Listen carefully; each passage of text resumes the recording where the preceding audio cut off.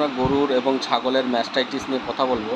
যদি গরু এবং ছাগলের কিংবা ভেড়ার যদি ম্যাস্টাইটিস হয় বা ঠুনকো রোগ হয়, তো তার থেকে কিভাবে সহজে তাড়াতাড়ি এই হোমিওপ্যাথি ওষুধের মাধ্যমে সারানো যায় এবং খুব ভালো রেজাল্ট, তো সেই বিষয় নিয়ে আজকে আমরা বিস্তারিত আলোচনা করব।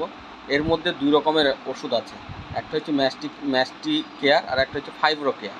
এই দুই ধরনের ওষুধ নিয়ে এই ম্যাস্টিয়েট প্লাস এই মেডিসিনটা তৈরি।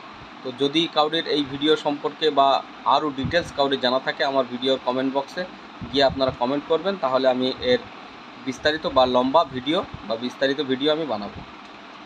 আজকে এই পর্যন্ত, আর চ্যানেলটাকে সাবস্ক্রাইব করবেন আর লাইক করবেন।